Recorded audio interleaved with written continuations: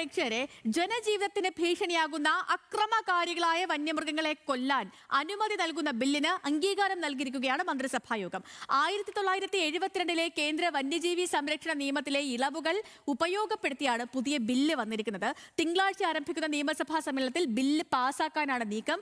കേന്ദ്രവുമായി ഏറ്റുമുട്ടലിനല്ല, മറിച്ച് സംസ്ഥാനത്തിന്റെ അധികാരം ഉപയോഗിച്ച് പ്രശ്നം പരിഹരിക്കാനാണ് ഈ ബില്ലിലൂടെ ലക്ഷ്യമിടുന്നത് എന്ന് വനം മന്ത്രി AK ശശീന്ദ്രൻ പറഞ്ഞു. മലയോര മേഖലയിലുള്ള ജനങ്ങൾക്ക് ഏറെ ആശ്വാസമുണ്ടാക്കുന്നതാണ് മന്ത്രിസഭയുടെ തീരുമാനം. പുതിയ ഭേദഗതിയിലൂടെ ജനവാസ മേഖലയിൽ അക്രമകാരികളായ വന്യമൃഗങ്ങളെ കൊല്ലുന്നതിനായി ചീഫ് വൈൽഡ് ലൈഫ് വാർഡന് ഉത്തരവിടാം. ഇതിനായി ജില്ലാ കളക്ടറുടെയോ ചീഫ് ഫോറസ്റ്റ് കൺസർവേറ്ററുടെയോ നിർദ്ദേശം മതിയാകും.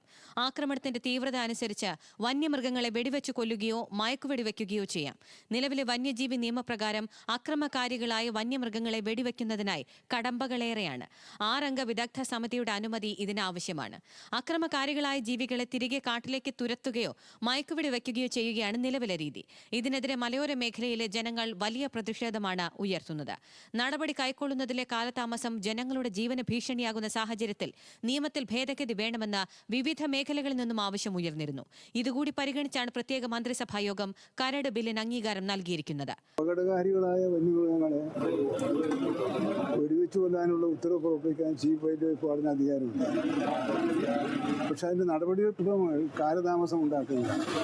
നിലവിലുള്ള വ്യവസ്ഥയിൽ ചില ഇളവുകളാണ് നമ്മൾ ആവശ്യപ്പെട്ടത്.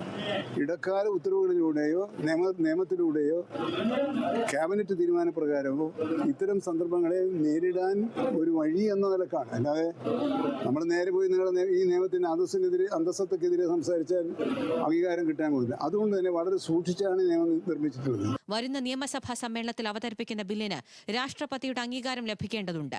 സംസ്ഥാന സർക്കാർ നിയമത്തിൽ ഭേദഗതി വരുത്തുമ്പോഴും കേന്ദ്ര സർക്കാർ ഭേദഗതിക്ക് അനുമതി നൽകുമോ എന്നതും സംശയമാണ്. ന്യൂസ് മലയാളം, തിരുവനന്തപുരം.